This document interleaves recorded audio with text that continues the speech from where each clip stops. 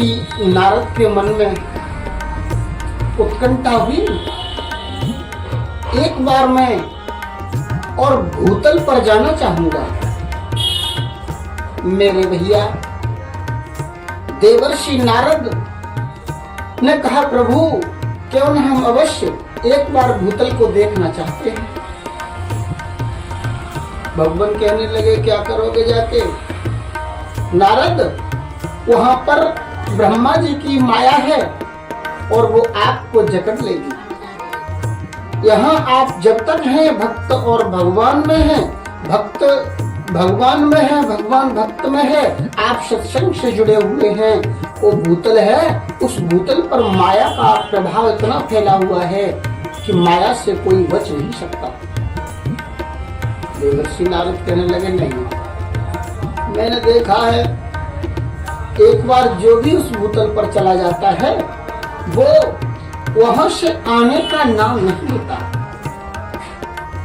अवश्य एक बार मैं भी देखना चाहूंगा उस भूतल पर ऐसा क्या है भगवान जो वहां जाने के बाद लेना ही, यहां पर आना ही नहीं चाहता। देवर्षि नारद जब भूतल पर आए तो देवर्षि नारद ने देखा, देवर्षि नारद घूमते हुए जा रहे, क्या देखा? एक आश्रम पड़ा, जिस आश्रम पर लिखा हुआ था मौनी बाबा का आश्रम। देवर्षि नारद बोले, यहाँ पर तो बड़ी शांति होनी चाहिए, क्योंकि ये तो आश्रम ही मौनी बाबा का है और मौनी बाबा के आश्रम में तो शांति ही होगी।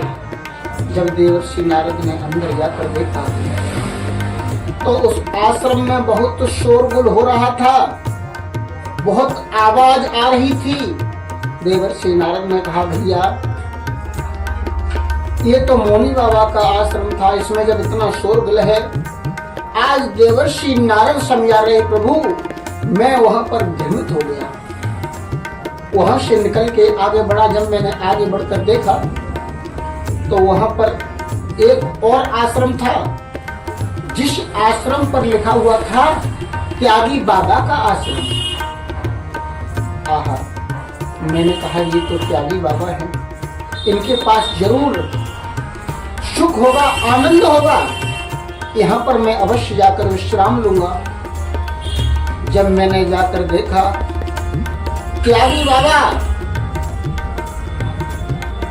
हजारों लाखों करोड़ों की संपत्ति को लेकर बैठे थे, उसका गद्दा बनाकर उस पर लेटे थे।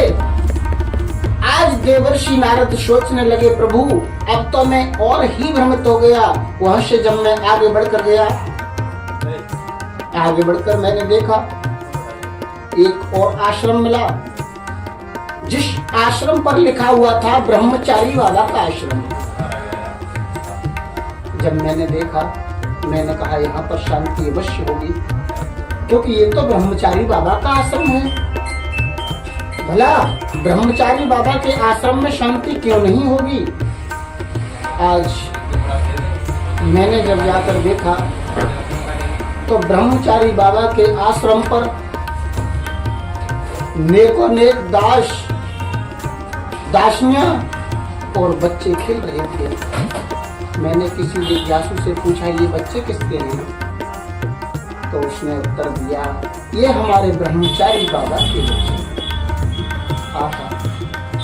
अब तो मैं संकट में पड़ गया और वहां से आगे बढ़कर निकला। मैं आगे बढ़कर मैंने देखा, आगे बढ़ता जा रहा था, मुझे एक याद आया, एक हमारे हिंदी का शेक्सपियर हुआ था, उसने एक जुबान कही थी कि झूठों ने झूठों से कहा है सच बोलो, झूठों ने झूठों से कहा है सच बोलो, सरकारी ऐलान हुआ है सच बोलो, अंदर झूठों की मंडी है, गेट पर लिखा है सच बोलो। आज मैंने देखा, वही सब मुझे पाया गया कि देखिए यहाँ पर लिखा कुछ और होता है, पढ़ा कुछ और जाता है, अर्थ कुछ और होता है, समझ कुछ और आता है। श्री सुखदेव जी कहने लगे, हे राजन परीक्षित, आप तो इस तरह का प्रसंग जब सुना, इस तरह का प्रसंग सुनने के बाद मैं बहुत चिंतित हो गया। और मैंने क्या देखा, आगे बढ़कर मैं जा रहा था, एक जवान युवती लेटी हुई है और उसके दोनों साइड से दो पुरुष लेटे हुए हैं जिन पर वृद्धावस्था है, बुढ़ापे में है, लेकिन वो युवती जवान है।